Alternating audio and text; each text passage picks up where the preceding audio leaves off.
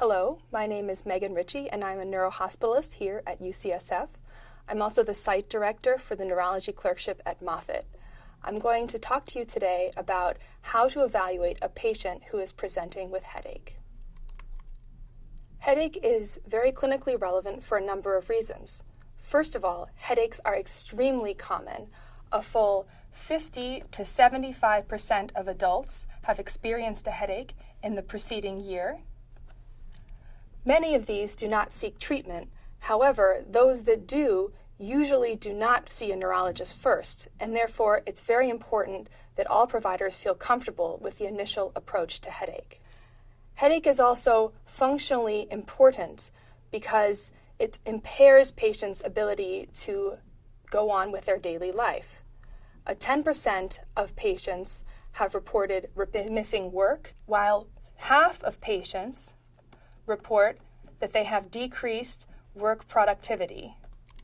Finally, headache is treatable, as you'll see in our third module.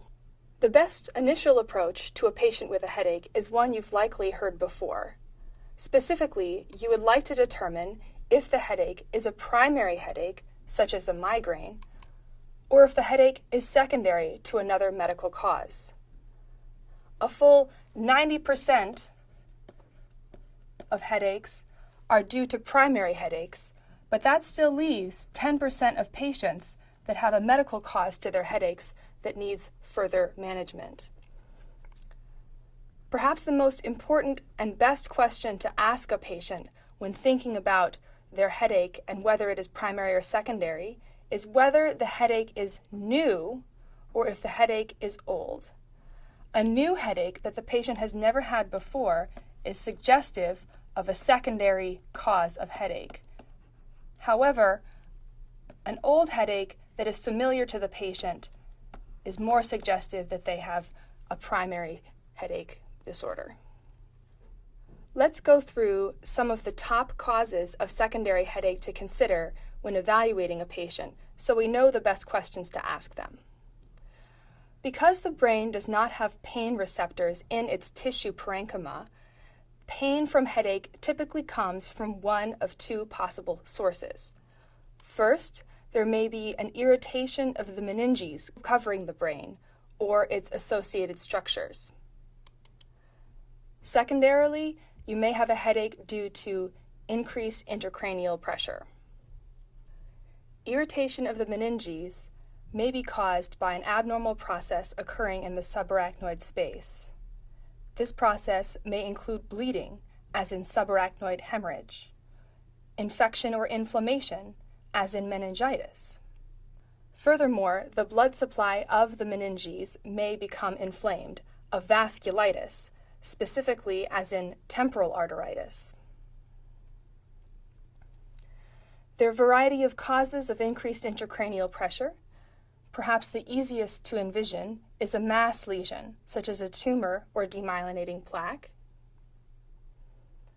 Less easy to envision is a venous sinus thrombosis, in which a clot forms in one of the veins that acts to drain an area of the brain of blood.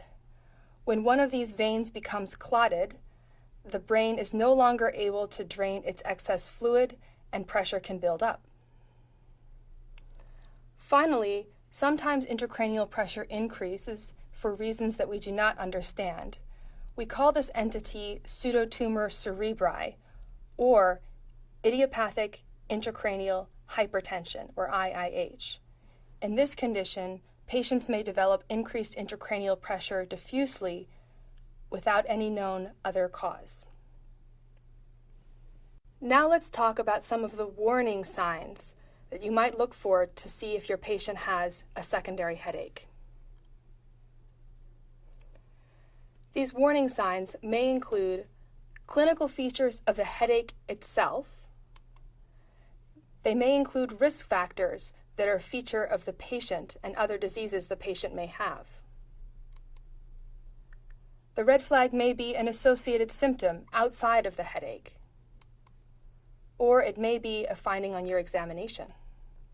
Let's start with some of the clinical features of a headache that suggest that the headache may be due to a secondary cause.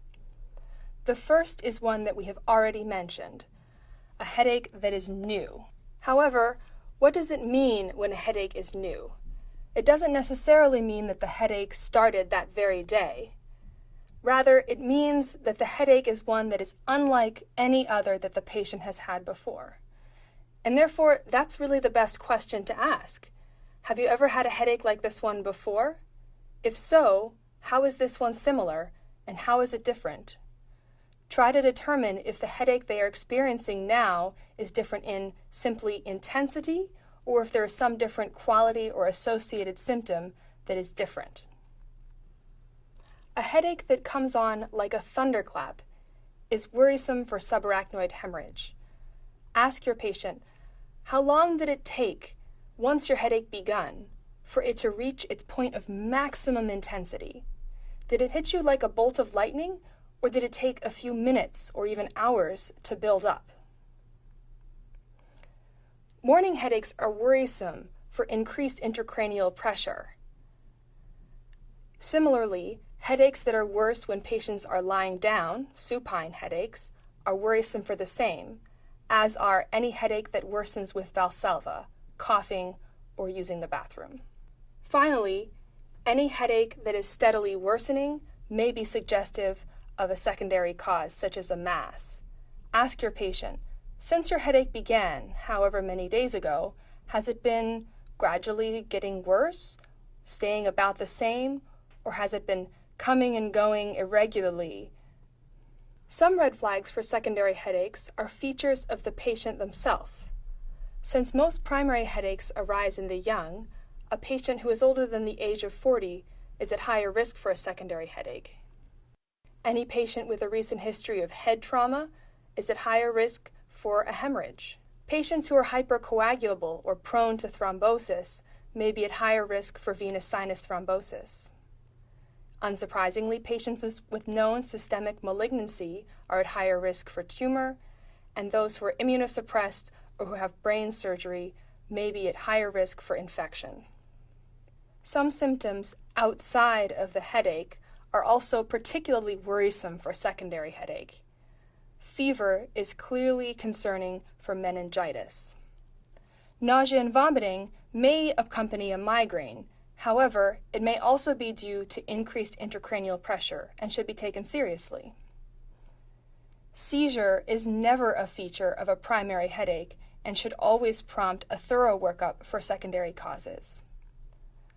Any focal neurologic symptom, such as vision loss in particular, or altered mental status, is also highly concerning for secondary headache, and both deserve close attention.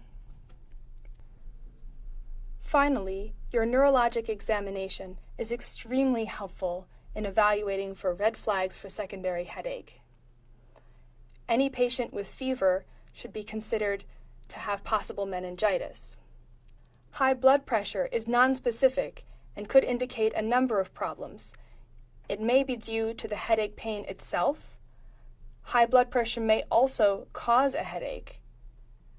Finally, increased intracranial pressure can sometimes result in high blood pressure due to a compensatory increase in blood pressure to allow for cerebral perfusion. All patients with headache should have a fundoscopic exam to examine for papilledema, a sign of increased intracranial pressure. Patients should also be examined for meningismus using Koenig or Brudzinski signs or the JOLT test, keeping in mind that these tests may be unsensitive. Finally, again, any patient with altered mental status or focal neurologic deficits should prompt a high suspicion for secondary headache.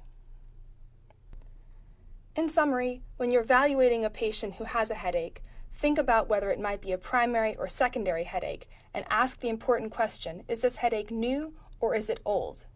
Think about other features of the headache or associated symptoms that might be a red flag for a secondary headache. Consider risk factors of the patient themselves, and then, based upon that information, you may move forward with your evaluation.